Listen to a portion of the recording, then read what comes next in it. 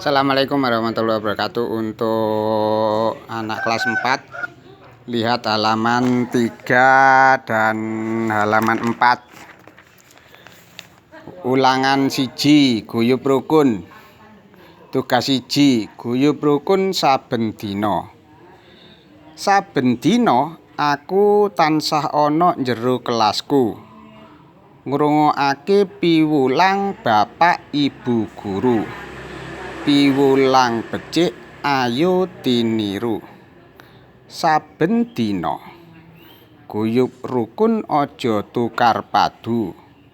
Rukun karo kanca padha golek ilmu. Kanggo nggayuh urip tuaku. Saben dina kancaku gedhe cilik bagus ayu. Ora mung padha gumuyu. Estokno dawe bapak lan ibu guru. Tumuju sekolah murih rahayu.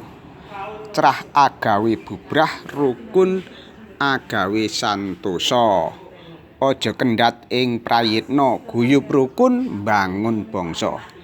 Geguritan yaiku puisi basa Jawa gagrag anyar modern kang ora kaiket dening paugeran aturan sing gumathok.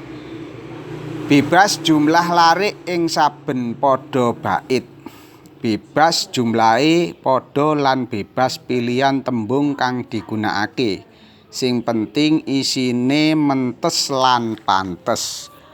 Nalika nulis utawa penggurit ngarang teks geguritan, penulis miwiti kanthi netepake tema karangan, yaiku gagasan pokok sing arep diandharake sakjerone tulisan.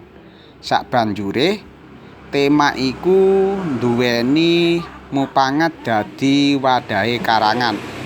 Tegese karangan ora oleh metu utawa mlenceng saka tema wadah sing ditetepake. Kanggone wong sing maca teks geguritan sing wis dadi, tema geguritan bisa ditemokake kanthi cara maca geguritan kang titi lan yen perlu dibolan-baleni. Tugas loro, mangsuli pitakon. Mangsulana pitakon ing ngisor iki, apa irah-irahane geguritan ing dhuwur? Irahane yaiku guyub rukun saben dina. Apa kang dadi temane geguritan ing dhuwur? Guyub rukun.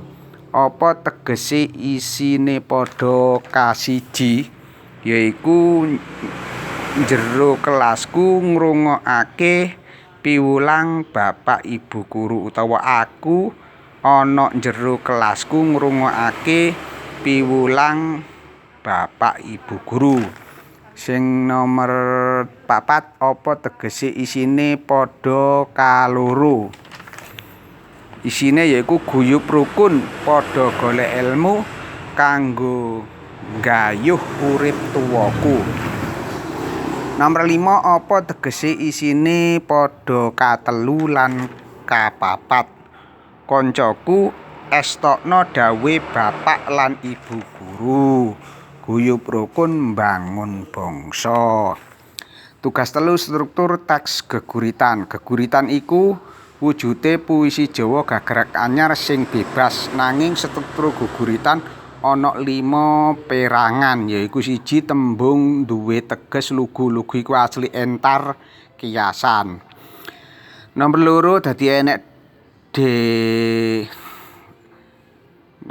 lan konotatif, denotatif konotatif. Nomor 2, larik kumpulan tembung utawa ukara. Nomor 3, pada utawa bait kumpulan larik sing tumata. Nomor 4, unine swara saka purwakanthi lan wiramane.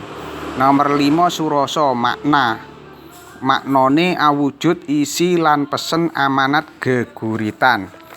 Selanjutnya nomor 5 itu adalah mengisi, kemudian tugasnya dilanjutkan pada halaman 6. Tugas 2, njlentrehake isi geguritan. Carane memahami geguritan yaiku kanthi ngowahi wujud geguritan dadi teks gancaran, prosa utawa cerita.